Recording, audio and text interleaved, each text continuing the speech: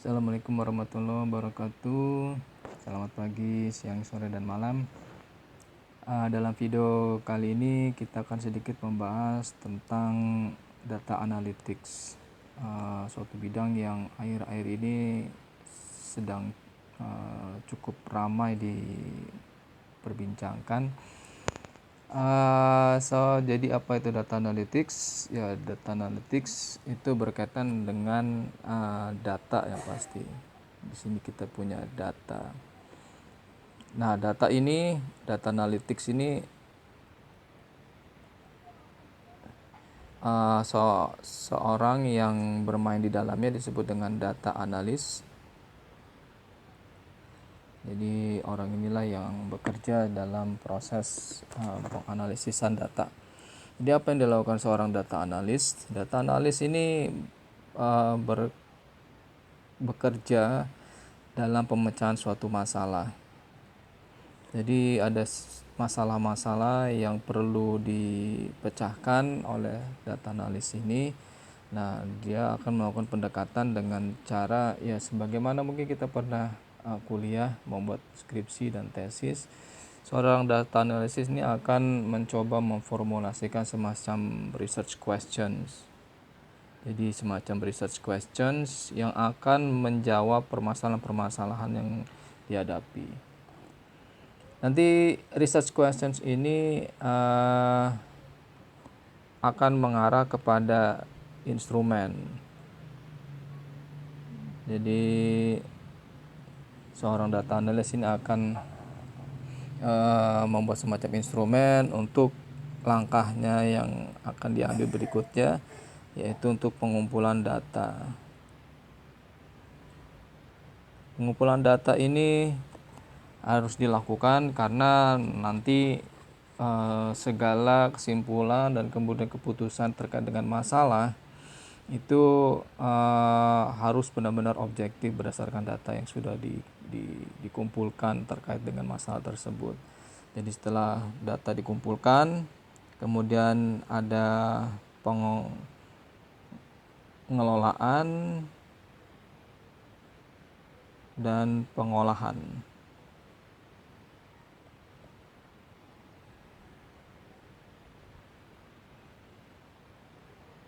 Dari sini baru kemudian nanti ditariklah semacam kesimpulan berdasarkan tren-tren yang terlihat dari data-data yang terkumpul. Nanti habis itu baru kemudian beranjak kepada visualisasi dan presentasi. Dari sinilah nanti akan diambil proses yang namanya data driven decision making. Jadi tujuannya itu ini. Jadi tujuannya adalah mengambil keputusan berdasarkan data. Jadi proses pengambilan keputusan yang dilakukan akan berdasarkan data yang dilakukan oleh seorang data analis. Jadi bisa dikatakan bahwa proses pengambilan keputusan yang berdasarkan data itu akan menjadi lebih objektif, dan hal ini menjadi pekerjaan dan tanggung jawab seorang data analis. Nah, dalam pengelolaan dan pengolahan data inilah seorang data analis menggunakan berbagai tools. Nah, yang ini akan kita bahas saat ini. Nah, dari semua tools yang biasanya dipakai oleh seorang data analis, ada 3 tools utama yang biasanya dipakai berdasarkan besaran data yang dikelola. Jadi berdasarkan data yang dikelola terdapat beberapa bisa saya katakan terdapat 3 kategori utama, yaitu data kecil, kemudian data menengah, sedang lah ya, kemudian data besar, big data. Jadi kalau data kecil itu biasanya tools yang biasa dipakai ya seperti kita tahu seperti Google Sheet atau Microsoft Excel. Kemudian kalau data menengah itu menggunakan R atau Python atau SPSS. Kemudian data besar itu menggunakan BigQuery, SQL. Kita sebutnya SQL. Nah, ini akan kita bahas satu persatu.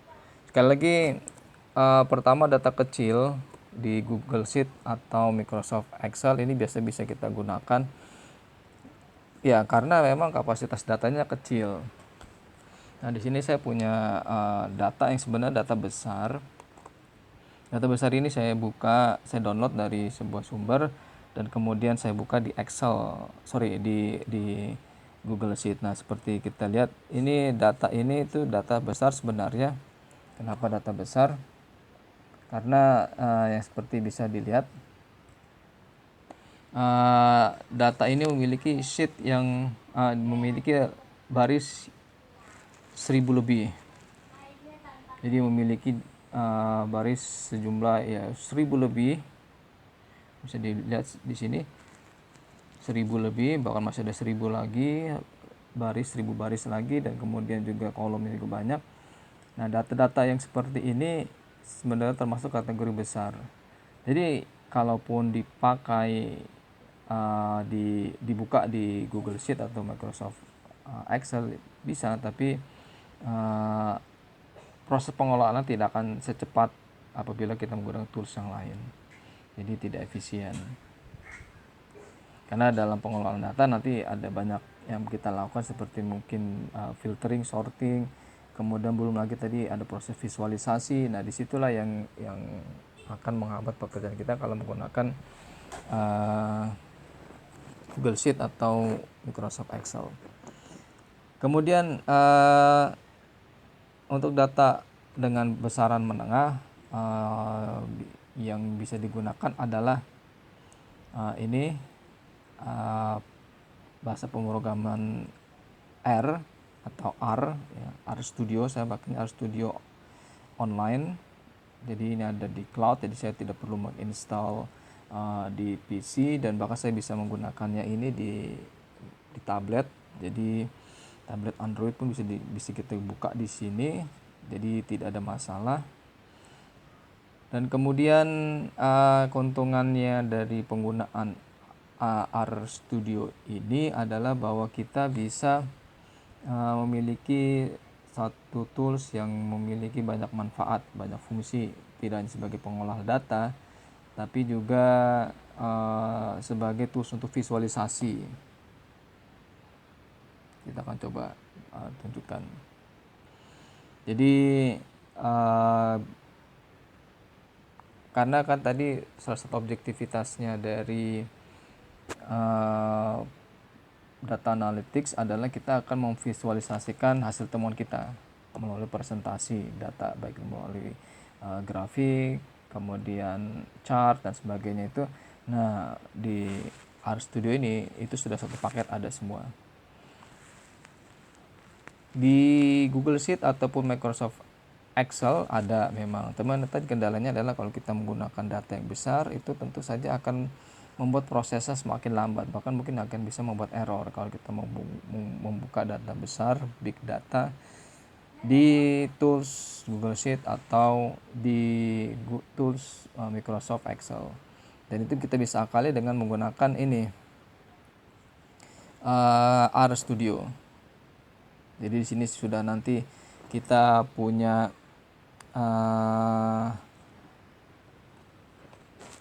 pengelola data, pengolahnya, dan kemudian visualisasinya. Nanti kan kita perhatikan yang di sini karena kita akan fokus di R Studio ini.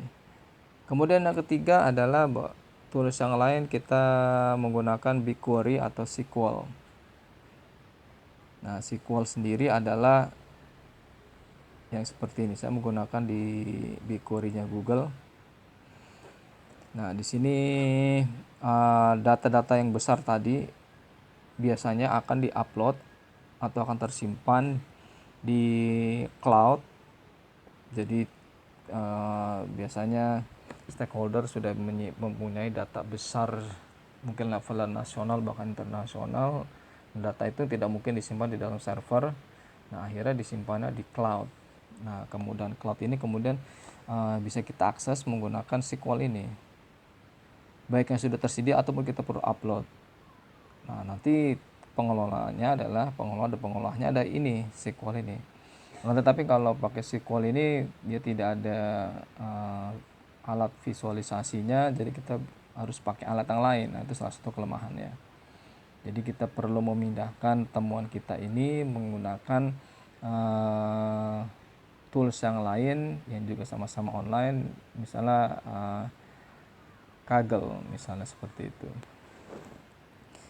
Nah, sebagai contoh misalkan begini, saya sudah upload buat salah satu tabel terkait dengan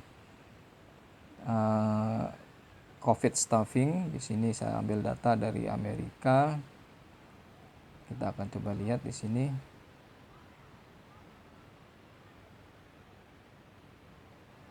Datanya. Nah, ini detailnya.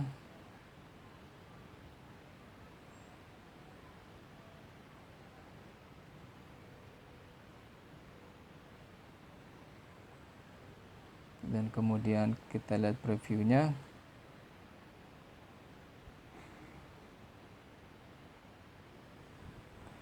Nah, ini datanya sebenarnya sama dengan yang tadi. Kalau bedanya, kalau yang tadi kan saya download dulu lalu saya pindahkan ke sini ke Google Sheet. Nah, kalau ini datanya masih ada di cloud. Nah, data ini besar. Ini previewnya saja sampai 1000. Jadi tadi yang yang ada di Google Sheet itu juga ada sebenarnya preview dari data ini. Nah, ini adalah data aslinya seperti ini. Di data ini memuat tentang staffing ketika terjadi pandemi COVID. Nah, lalu apa yang bisa kita lakukan dari data yang tersedia ini? Ya, misalkan begini, ini kan data staffing ya. Kita mau tahu misalkan bagaimana sih proses katakanlah berapa banyak sih total personal, total hospital, kemudian dan lain-lain ini di salah satu negara bagian. Misalkan ini kan negara bagian masih campur nih, ada Massachusetts, South Dakota, Idaho, Connecticut dan lain-lain ini. Nah, sekarang misalkan kita mau cari tahu bagaimana sih keadaannya di negara bagian California misalkan seperti itu. Kita mau ngambil data hanya yang ada di negara bagian California saja nih, yang ini saja nih misalkan. Data ini kan masih campur. Nah, bagaimana kita memisahkan itu? Nah, kita bisa pakai query-nya ini. Kita coba buka di query-nya. Nah, ini kita kalau lakukan itu bahasa SQL itu sudah basicnya adalah select, kemudian from, dan kemudian where. Jadi bahasa basic query adalah ini.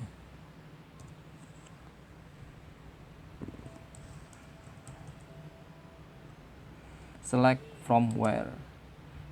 Nah, skenario adalah tadi kita mau mencari tahu bagaimana kondisi staffing paramedik ya, termasuk hospital, fasilitas dan lain-lain itu dari salah satu negara bagian. Misalkan tadi kita mau cari di negara bagian California. Nah, di sini kita select asterisk bintang where, from-nya ini adalah datanya. Ini data ini semua nih datanya ini diambil dari data yang ada di tabel ini adalah alamat tabelnya. Kemudian where-nya itu kita mau cari tahu kan adanya tadi di kolom negara bagian state name.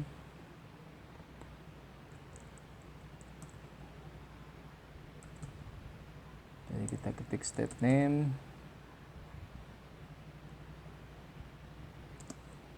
dalam kurung kita mau cari tahu adanya di misalkan California.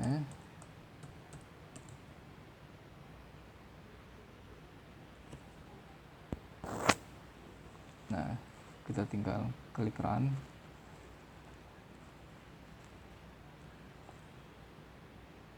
Dan kemudian kita akan langsung mendapatkan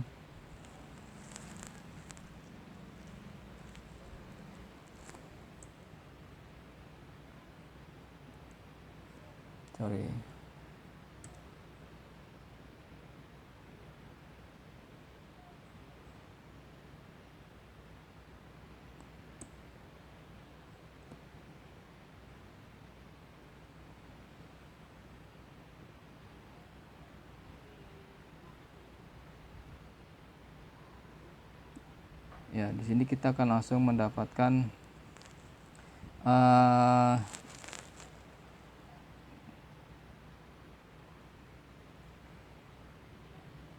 data dari California.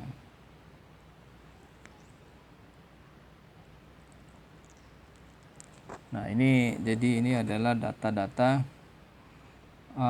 di negara bagian California semua.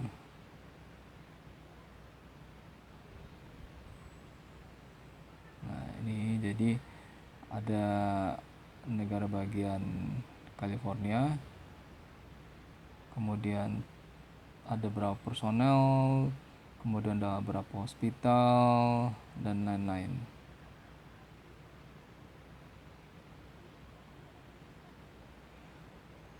Jadi kita pilih semuanya dari tabel ini, dan kemudian dari kolom state name yang bernama California. Seperti ini.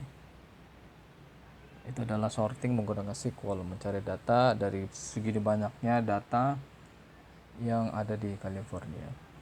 Itu menggunakan SQL. Jadi data ini seperti ini yang kita butuhkan. Kemudian nanti kita perlu memvisualisasikan sesuatu. Nah, sayangnya di SQL ini tidak ada alat visualisasinya. Makanya tadi saya katakan bahwa SQL ini dengan SQL ini kita masih perlu alat yang lain untuk membuat visualisasi. Sekarang kita berpindah ke R. Nah, ini yang saya suka dari R.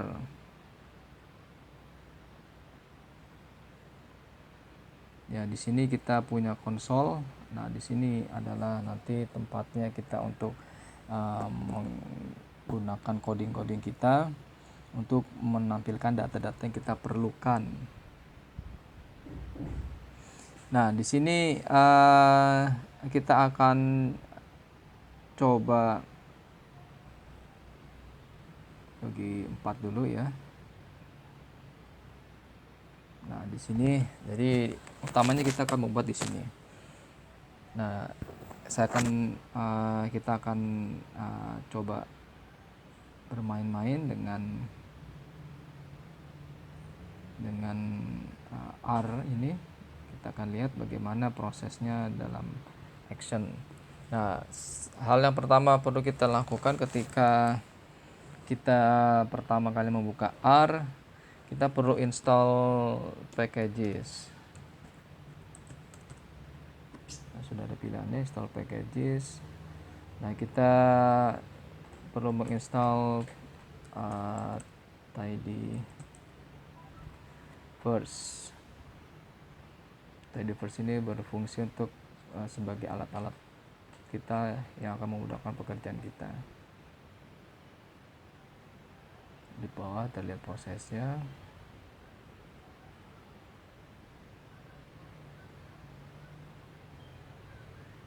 Jadi Tidyverse itu semacam tools yang akan mempermudah pekerjaan kita dalam mengolah data-data yang ada,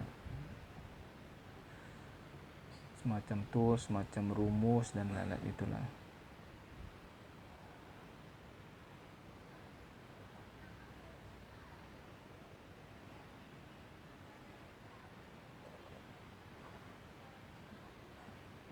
Oke. Nah, setelah diinstal, kemudian kita perlu meload apa yang sudah kita install dengan library.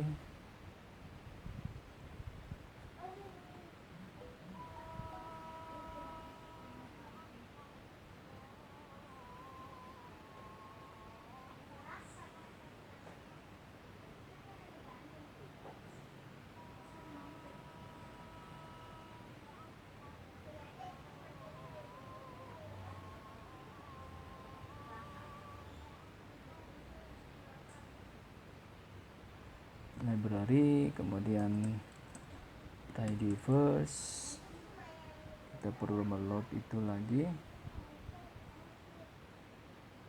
supaya apa yang sudah kita install itu bisa terbuka. Nah, sudah terbuka, kemudian kita juga perlu menginstal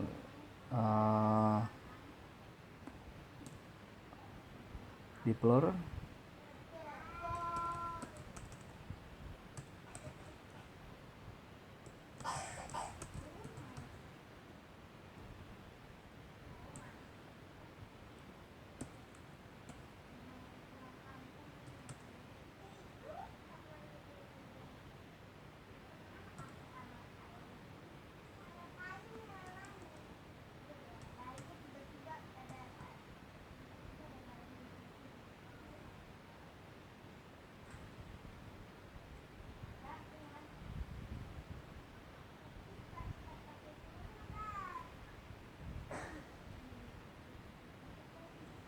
Kemudian kita load lagi menggunakan library.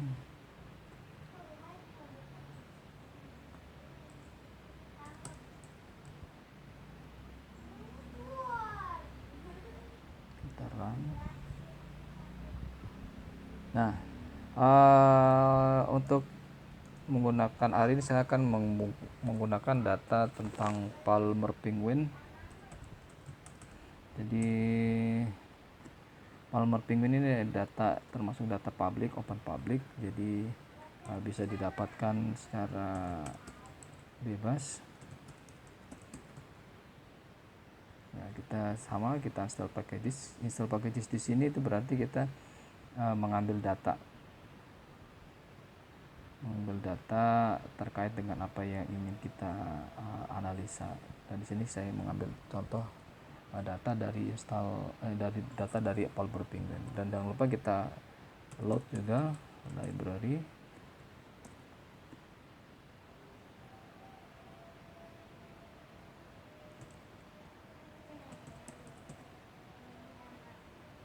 Palmer Penguin.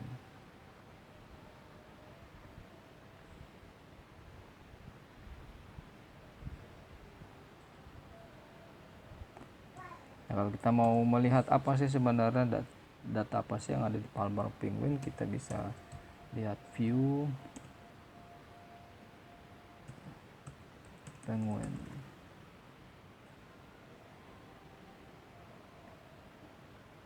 Bentar, apa sih itu penguins? Nah, kita bisa menggunakan tanda tanya dulu di depan seperti ini.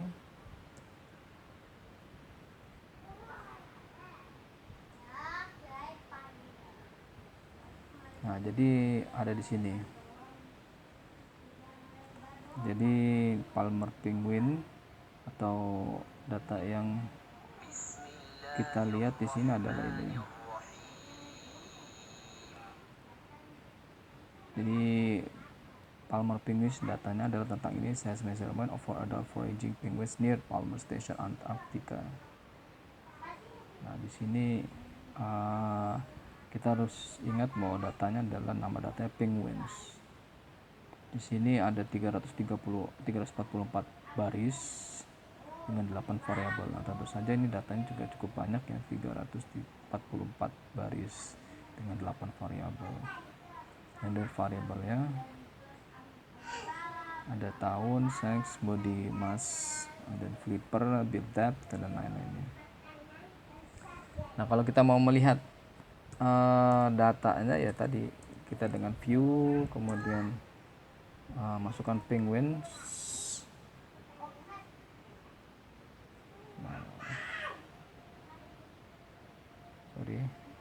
Nah, ini dia.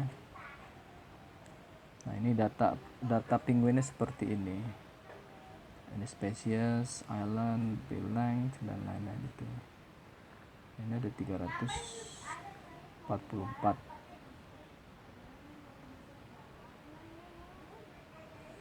Nah, apa yang akan kita lakukan terhadap data penguins ini yang sudah ada ini? Nah, misalkan gini, kita ada skenario mau memfilter atau kita mau memfilter data penguin yang sudah kita miliki itu. Jadi apa yang akan kita lakukan? Kita akan tentu saja memasukkan coding di sini. Bahasa pemrograman kita masukkan.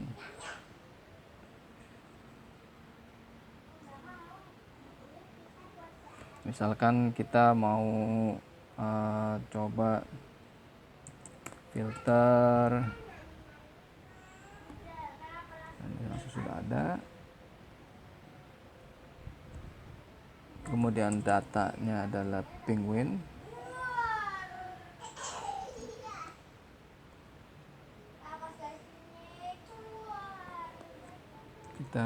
Datanya adalah penguin. Kemudian kita mau misalkan kita mau melihat yang body mass-nya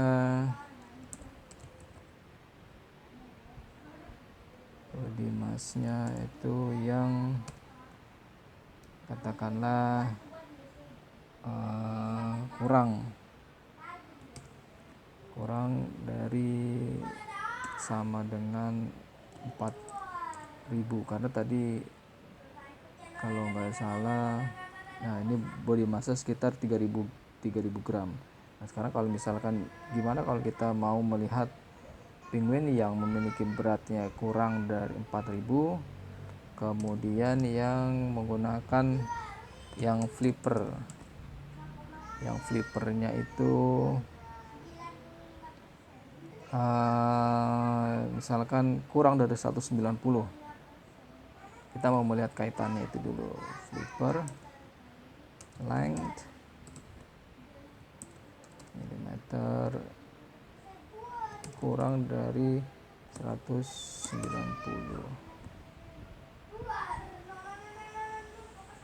ya, flipper length milimeter. Nah, kita akan coba yang kurang dari 190. Kita akan melihat kaitannya di situ. Sekarang kita run.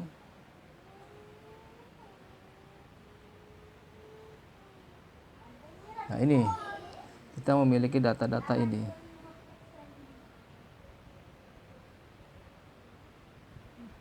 Nah, kita punya data-data ini. Nah, gimana kalau misalnya kita ini kan masih ada 81 baris lagi, masih ada 3 variabel lagi dan lain-lain, masih ada 81 lagi. Nah, gimana caranya kalau kita buat tabel sendiri? Nah, jadi yang ini kita copy saja.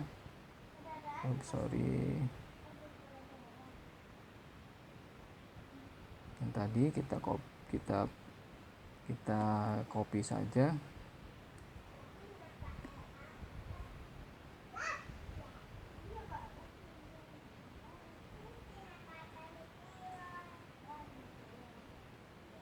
Kita buat tabel yang baru saja.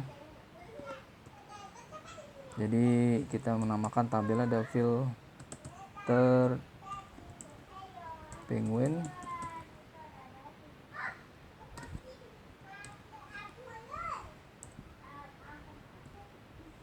dalam kurung filter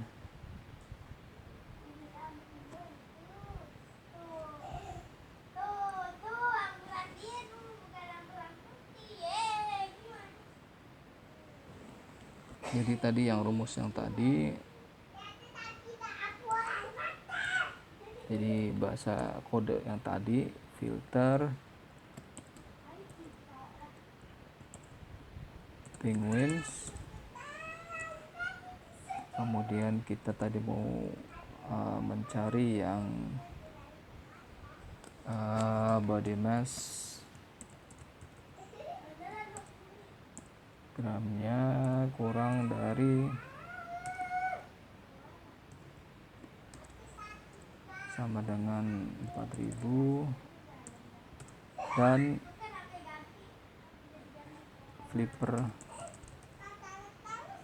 length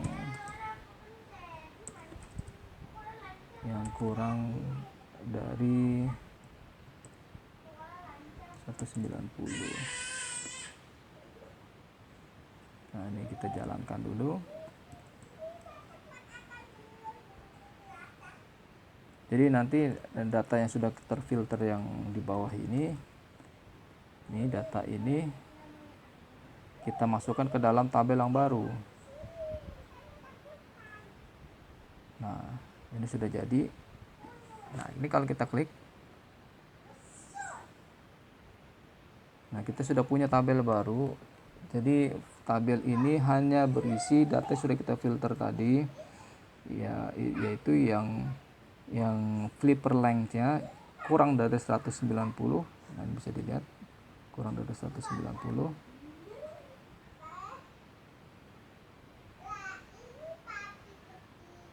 Nah, ini kurang dari 190, bisa dilihat di sini. Nah, kurang dari 190 flipper length-nya. Dan body mass-nya yang kurang dari 4000.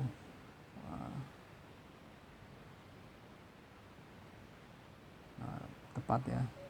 Nah, jadi begitu data yang utama tadi dan data yang besar ini data utama ini kita mau mengambil data yang tadi kita filter menggunakan bahasa pengkodingan tadi.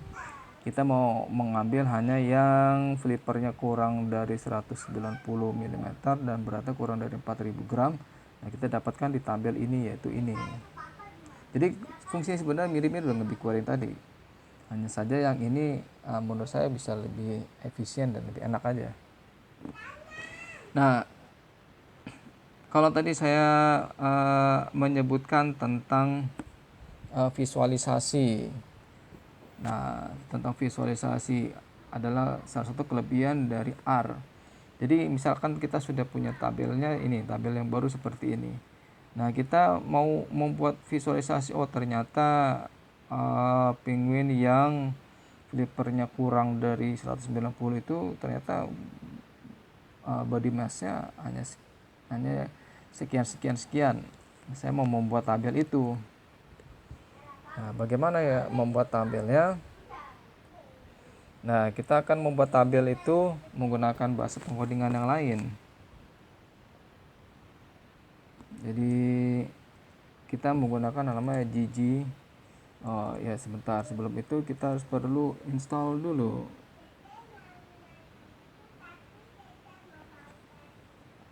Kita mesti menginstall ggplot dulu. Install packages lagi.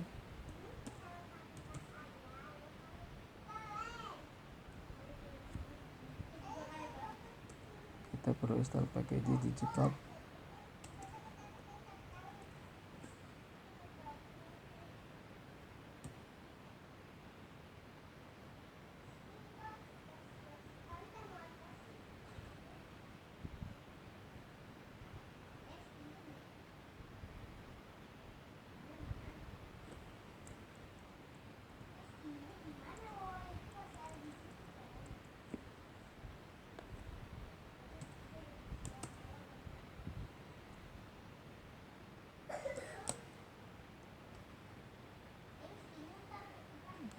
plot to.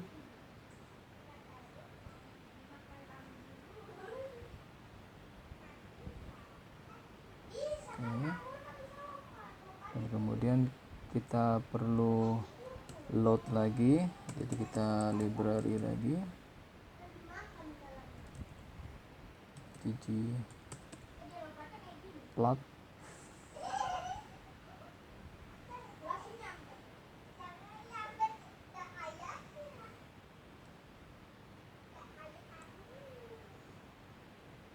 Nah, kalau sudah begitu kita bisa masukkan ggplot, kemudian kita sebutkan datanya.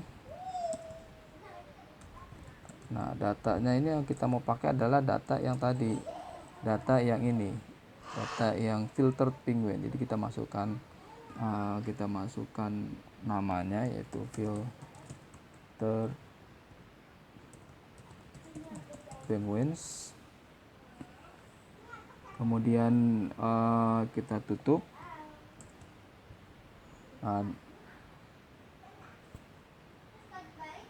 Kita sebenarnya sudah bisa menggunakan ini,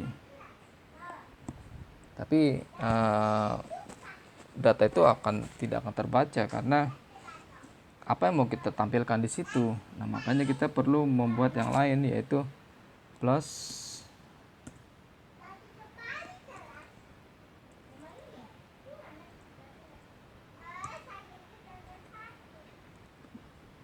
geom itu dari kata geometric point. Nah, yang kita mau lihat kan adalah hubungan antara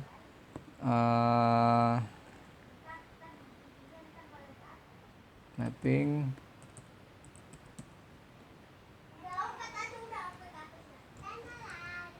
antara X-nya itu ada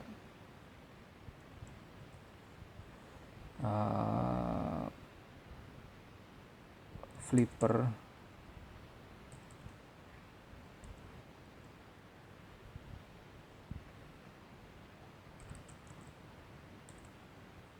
length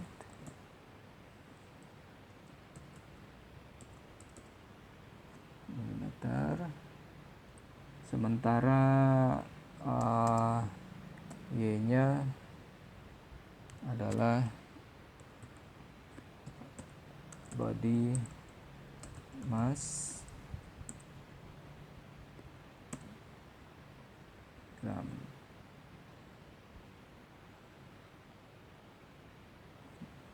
Nah, sekarang kita akan coba jalankan ini.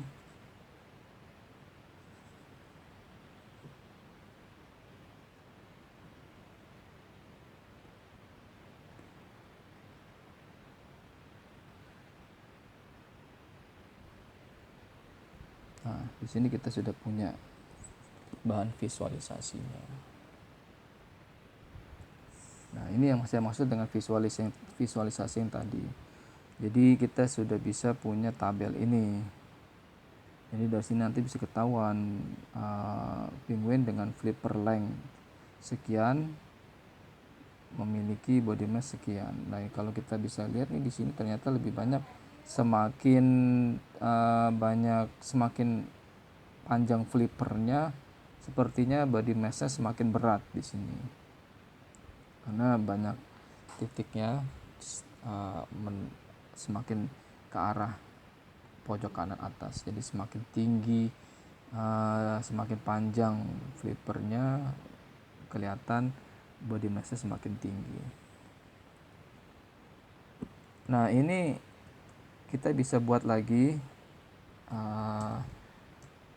menggunakan fungsi-fungsi yang lain. Misalkan lagi kita tambahkan lagi, mungkin mau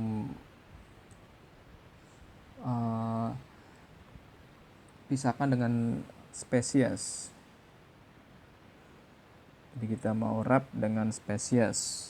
Jadi mau kita pisahkan spesies-spesiesnya. Jadi bisa kita pakai facet wrap. Facet wrap, nah ada di sini. kemudian tanda ini, dan kemudian spesies. Jadi dia akan menjadi sesuatu yang lain lagi. Nah, dari sini kita bisa lihat, oh ternyata penguin yang memiliki massa tubuh di bawah 4000 itu paling banyak ada di spesies Adelie dibandingkan chinstrap. Chinstrap ternyata malah nggak ada yang hanya di bawah 3750 gitu. Kemudian bisa juga kita membuat menjadi warna. Jadi kita coba misalkan kita buat lagi. Nah ini kemudian kita masukkan di sini, tambahkan color. Nah, colornya itu sebagai apa? Colornya itu sebagai misalkan kita mau melihatnya sebagai spesies yang tadi. Nah sekarang kita lihat akan seperti apa.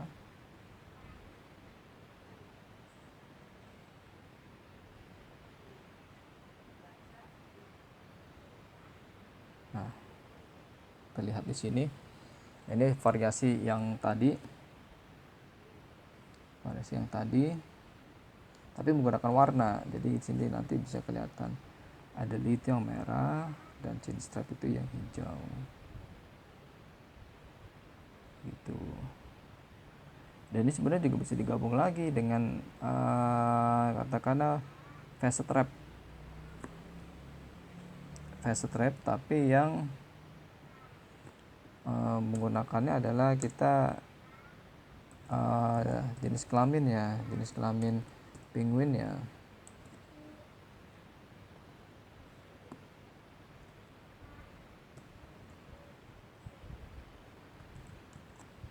Nah, akan kita lihat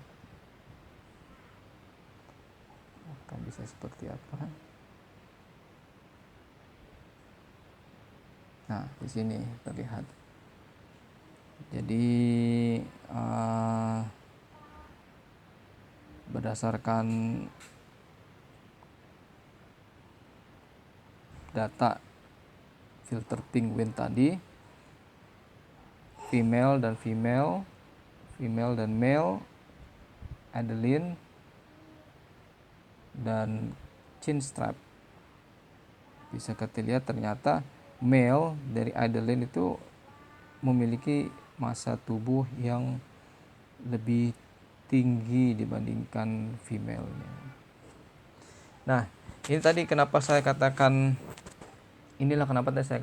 bahwa RStudio itu memiliki fitur yang lebih banyak, karena ya ini tadi dia bisa dikatakan dalam satu aplikasi bisa mengolah data di sini dan kemudian sekaligus visualisasinya seperti ini. Jadi kita bisa buat chart dan tabel sekaligus, dibandingkan dengan aplikasi yang lain seperti BigQuery. Kita bisa mengolah data, kita bisa mengambil data, tapi kita tidak bisa menggunakan visualisasinya. Kita harus pakai aplikasi lain untuk membuat visualisasinya. Menggunakan Google Sheet atau Microsoft Excel, kita bisa mengolah datanya dan kita juga bisa mengolah visualisasinya, tapi itu terbatas pada data yang kecil, tidak bisa data yang besar. Makanya saya lebih prefer menggunakan RStudio ini karena lebih banyak fitur yang bisa kita pakai dan kita gunakan. Nah ini nanti bisa kita langsung publish ini. Jadi nanti akan bisa kita langsung publish sebagai apa? Apakah sebagai markdown, publish spot, atau yang lain, atau bentuk PDF itu nanti bisa. Oke, saya rasa begitu sedikit tentang data analytics, ya, data analytics yang dipelajari oleh para analis dalam mengolah data-data yang mereka sudah kumpulkan. Jadi inilah yang nanti akan ditawarkan kepada stakeholders. Oh, kita ternyata punyanya ada tren seperti ini. Berarti apa yang harus kita kerjakan? Tindakan apa yang harus kita lakukan? Keputusan apa yang harus kita buat berdasarkan tren-tren yang seperti ini? Jadi berdasarkan data yang sudah dikumpulkan, diolah dan divisualisasikan, kemudian diserahkan kepada stakeholder, dan kemudian tim stakeholders akan mengambil keputusan apa yang harus dilakukan terhadap trends yang terlihat dari sebuah masalah. Ya, demikian sedikit tentang data analytics. Terima kasih sudah menyimak dari awal. Sampai ketemu lagi pada video yang lain. Saya akhiri. Assalamualaikum warahmatullahi wabarakatuh. Semoga bermanfaat.